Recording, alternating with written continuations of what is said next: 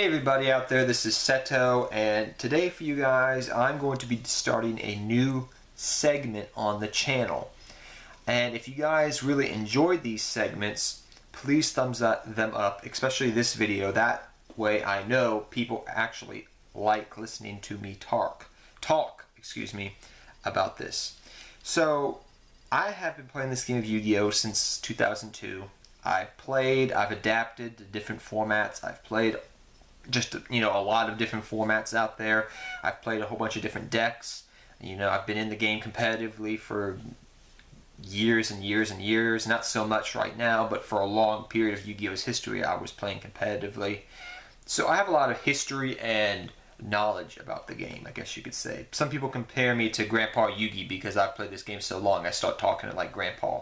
Like, back in my day, not so much like that because I still play, the game of Yu-Gi-Oh today, but I remember how the formats in the game was played a lot differently back then compared to now and how much it's changed. I still love the game. I still play the game, competitively, but I remember how the game was different. So, saying all that, I want to start a segment where I talk about certain cards that I used to play back when I was a kid, or I still play with them, or cards I have in my collection. Because there's one thing I was thinking about, like every card out there has a story to tell. If these cards could talk, the stories and the duels they could tell you about, And I want to kind of bring that in a video format to this channel. It's because I've been playing for so long. There's so many stories, there's so many cards that I've traded and I've played in different decks and they have like sentimental value or stories behind them, just a whole bunch of different things that I would love to share with the community. So if you guys enjoy these videos, please thumbs up the videos. But I thought the best card to start out with for this segment is my babies, my Blue Eyes White Dragon. My babies. I love my babies. So I've always told people, I think literally every single deck profile I've done of Blue Eyes White Dragon dating back to like early 2013, before the structure deck came out when I started this channel, I have talked about how these cards are my original Blue Eyes White Dragon. The thing is, people don't know how much Blue Eyes White Dragon actually got me into the game of Yu-Gi-Oh! Just in general. And how much this card really was my favorite card, and is my favorite card in the game of Yu-Gi-Oh! Really. But I've always told the story how like these are some of my original cards I actually have from when I first started the game of Yu-Gi-Oh! These three cards right here. And people don't believe me because they're in such mint condition. That's because back in the day, my dad always had told me, take care of the things you care about. So when I was building a deck, or had invested in Yu-Gi-Oh! As I got older, I started sleeving up my cards. So I didn't be like on the playground, having a whole bunch of loose cards, just hanging around. I just had my cards sleeved up, so that way when I was on the playground or whatever, I could just... The sleeves, can get dirty, but the card itself would be fine. So I usually played indoors. I didn't take the decks outside. But literally, that's why they're in near mint condition, I would say. So, because I took good care of them. They have no real scratches. I've looked over them with magnifying glasses before. They look perfectly fine to me. Like maybe they were pulled out of the box and played in one duel. So I decided to talk about the story of how Blue Eyes got me into the game of Yu-Gi-Oh! And literally why I love the card so much. So back in 2002, I think it was like late 2002, it was right before the school year got started up in the fall of 2002. I was watching a TV show called Kids WB for my Saturday morning cartoons back then. And I really was into Pokemon at that time. I think we were in the Johto region. Not the Hoenn region yet, but I think we were in Johto still. And I was just watching my regular Pokemon Saturday morning episodes, And they had been talking about this on the channel, like publicizing, this new show called Yu-Gi-Oh! And I was like, what the heck is Yu-Gi-Oh! I don't know what this card game is. And, card games? What's so cool about card games, I had played Pokemon the card game, but I never had played Yu-Gi-Oh! Like, Pokemon was the first card game I ever played as a kid. I mainly collected it. I do play it once in a while. Some of the older formats with the older, blocks. One of my friends got me back into Pokemon. But beside the point. So I'm watching the show, and I always used to watch my shows, just like put, the channel on, play my Game Boy, watch a TV show, whatever. So I see this Yu-Gi-Oh show come on, and the intro back then was just so awesome. Like, dun, dun, remember how like the intro was back then, for the original show? And I was like, whoa, this is so cool, I was like, that intro is so awesome, So I'm like, okay, cool. By the way, my favorite intro in all of Yu-Gi-Oh history is probably the Battle City intro, but that's beside the point. So I'm seeing this, and they have this Blue Eyes Dragon, and I'm like, oh, that thing looks cool. So I'm like, okay, I'll watch it.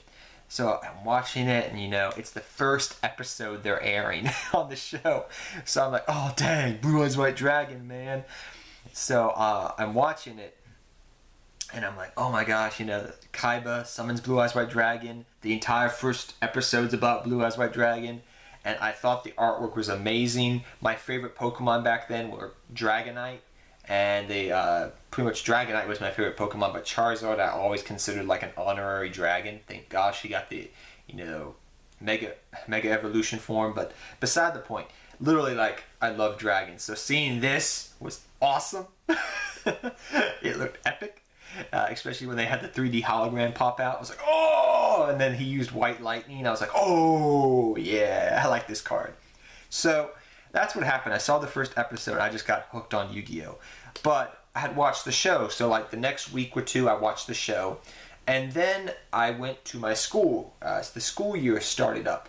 And I went to my first week of school. And there was this thing going around in my area in Northern Virginia at the time called the Beltway Sniper. It was a guy who was going around, shooting people, and random people, kids, adults, old people, everything. And so it was a big thing on the news. This, only a year after 9/11, people were wondering if it's a terrorist with stuff, things of that nature. And I went to a Catholic school, so we weren't so much like when Pokemon was a big thing. People weren't like Pokemon's the devil. We weren't that like type of people, but you're like, maybe you shouldn't bring it because some parents are complaining, but that's the way we were and the teachers were pretty much. But at the time, nobody was really like, they didn't really care. They understood Pokemon was not the devil, and we weren't like that religious. It was just a Catholic school that, hey, these are the proper things you should do. Maybe you shouldn't do that. But beside the point. So we go to school, and for like 2 months while this thing is going on, in my area where people are getting shot at, randomly. Pretty much everybody, they have recess indoors for like every day for 2 months. So the first day we have recess, I see one of my friends, Matt, who later on I played with for a long period of time, Matt Brandt. He literally, I see him summon a Blue Eyes White Dragon. And they were just like, okay, Judge Man, Blue Eyes, Dark Magician, I summon, and I was like, dude, where the heck did you get that? He's like, I got it from 7-Eleven. I was like, oh, dang it. So after school that day, I'm like, my grandmother picks me up. My grandmother always picked me up at the time. So I was like, because my mom had already passed away by this time. So I'm like, Nanny. I always call my grandmother Nanny. I was like, Granny, can you take me down to the 7-Eleven? So we went to 1 and 2 and 3 7-Elevens, and I could not for the life of me find a Seto. They were like, we're out of stock. We're out of Yu-Gi-Oh stock. We have none. I'm like, oh, dang it. So I'm like, Nanny, the next day I go back to school, and my friend's like, hey, did you try Toys R Us? They just got a new shipment in of cards and stuff. I was like, really? Toys R Us just got new stuff? All right. So the next day, me and my grandmother picks me up, and she's like, we gotta go to the bank. I was like, no. She's like, you're gonna drive me all around town, we're not gonna find it. I was like, they just told me Toys R Us got new stuff. She's like, okay, Toys R Us is like 10 minutes away. Let's go drive to Toys R Us. So we drive to Toys R Us, and I go into Toys R Us, and the first thing they have is they have Pokemon. Okay, cool. And then they have Yu-Gi-Oh!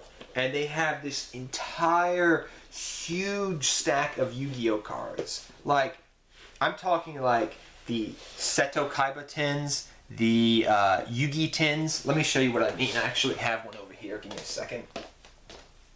So, like this right here, guys, is one of my original tins I actually picked up that day.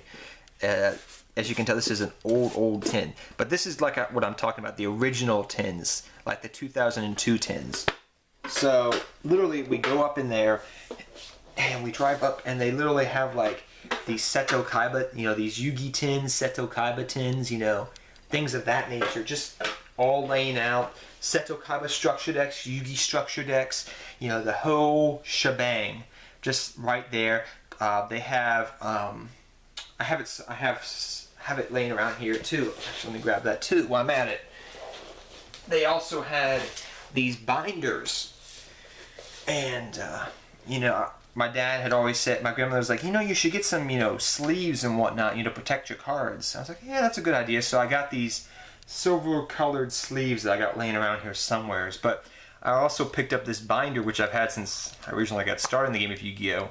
They had these laying around. They had a Seto Kaiba one on here and a Joey one with blue eyes in the background, but I picked them up and I was like, oh yeah, you know, get all that stuff.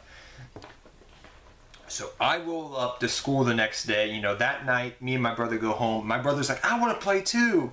My brother's about, you know what, 8 years old at the time. I'm 12 years old. He's like, oh, I was like, okay. So he gets the Yugi structure decks. So he got the Dark Magician and things of that nature, which I'll talk about at a different time.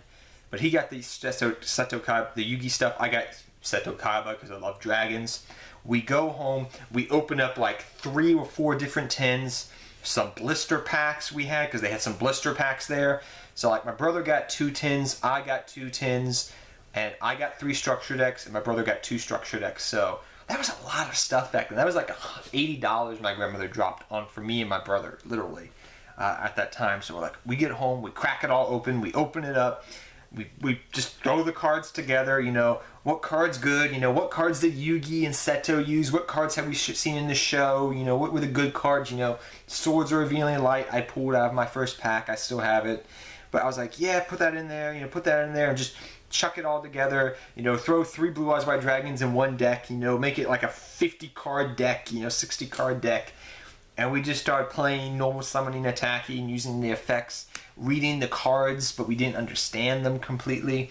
So yeah, that was fun. So we literally just sat there in the middle of the floor, and my grandmother's like trying to dance around us because we have all this junk piled up around our cards, and we're using the old paper play mats, you know, the ones that were like brown that said Fusion Zone, you know, Field Spell Zone, you know, Fusion Deck, when it said Fusion Decks on the thing. So we're playing there.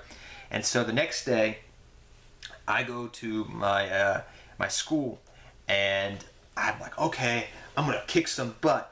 So we didn't know what the heck we were doing. So literally, I summoned 2 Blue Eyes White Dragons on the field in 2 turns, and my opponent's like, oh my gosh, you got 3 of them? I only got 1. I was like, yeah, because I'm Seto Kaiba, I'm a boss.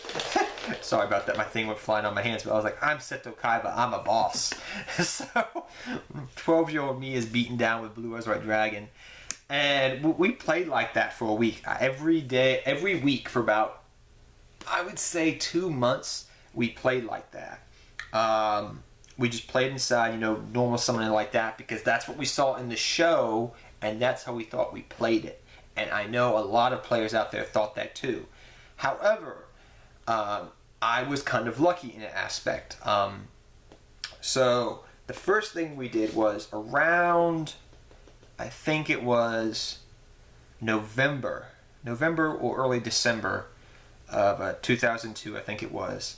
My friend Matt and James, James's older brother told us about a card shop that was in town, and that they were playing Yu-Gi-Oh tournaments there, because he went there to play Magic. And we were like, oh, cool, let's go there. So we go there, and we get our butts handed to us that weekend, that Saturday. We just get our butts handed to, because we didn't know how to play. And we're like, we just summon Blue Eyes, we don't use Tribute Fodder, none of that, and we get our butts handed to me. The first deck I lost to, I think, was Burn, and then I think and you know, it was just an awful experience. However, we quickly went back, and we actually started reading the rule book. So those little things we had, I had a rule book, I kept in my book bag, because I kept thumbing through it and trying to understand different combos. And at that time, I remember I found the first magazine of a book called Beckett, which some of you may remember. And at that time, they were coming out with like strategy guides too. Like I have them somewhere in my garage, but like old strategy guides for building like these old different types of decks. So I'm like, okay, this is cool. So we read them, we figure out some strategies, we go back, and that is how I got into being more of a competitive player, somewhat. So the first deck I built was kind of like a beatdown strategy. So pretty much what you do is you have like battle oxes, summon skulls, 7 colored fish, Neo the magical swordsman, pretty much everything up to magic rulers is what we were playing with by the end of December, I think it was. Well, maybe it was January, but for a long time that's why I played, like beatdown type of strategies. And then later on I dropped my Blue Eyes White Dragons and they went into my binder, sadly. But I played them for a long period of time in the early days of Yu-Gi-Oh! And then when Ancient Sanctuary came out with some Blue Eyes support, and I think they had a Ritual Monster, Blue Eyes White Paladin, and then you had Burst Stream of Destruction, and then you had Kaiser Seahorse, which was pretty good.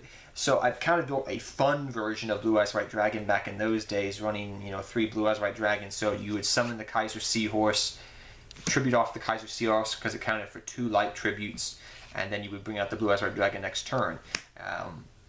So that was something I did back then. I think that Kaiser Seahorse came out of the second Evolution structure deck. Back then, if I remember correctly, my mind deceives me, like in 2004, I think it was. So I built that, and I played Blue Eyes then. And then I didn't play with Blue Eyes for a long time. It just sat in my binder for a long time, sleeved up. And then in 2000... I think it was like doing the 5Ds era. Yeah, it was doing the 5Ds era. I forget what year exactly. They released Whitestone of Legend. And they released some Blue Eyes support, kind of, at that time. Where pretty much you had Whitestone of Legend, it went to the graveyard, you could add a Blue Eyes to your hand. Trade-in, I believe, was already out. So it led to some different combos you could do. It was mainly just a fun deck. It wasn't competitive. I mainly just played it with my buddies on the side. I never took it in a tournament. It was just not a good deck, but I played that. And then later on, as you guys know, 2013 rolls around and they come out with the Blue Eyes structure deck. And before that, I kind of rebuilt the deck just so I could get back into Blue Eyes White Dragon like in early 2013, pre-Dragon Ruler format. I played that, and then when the structure deck came out, I started playing Blue Eyes White Dragon, and as you guys know, the rest is history. If you've been subscribed to this channel for a long time, I've been playing Blue Eyes ever since, and the cards have been sleeved up and being played in a deck for a long time ever since then. And they really got played out. I really played this deck over the past year a lot, so yeah, it's been a fun deck, and I love Blue Eyes White Dragon, but it really got me into the game of Yu-Gi-Oh, and I have a lot to credit it for Blue Eyes White Dragon for. But that is my story on if these cards could talk. I mean, like I said, I played many different variations of Blue Eyes throughout the years, but I'm so happy Blue Eyes. Even if whatever happens, down the road with Blue Eyes White Dragon, I love the card to death. But till next time, take care, have fun dueling, good luck dueling, and go Blue Eyes White Dragon. Tell me your memories, guys, from playing your Blue Eyes White Dragons throughout the years of Yu-Gi-Oh! I look forward to actually hearing some cool stories. But take care, everybody, the next time, and I hope you guys all enjoyed it. This story time, I guess you could call it.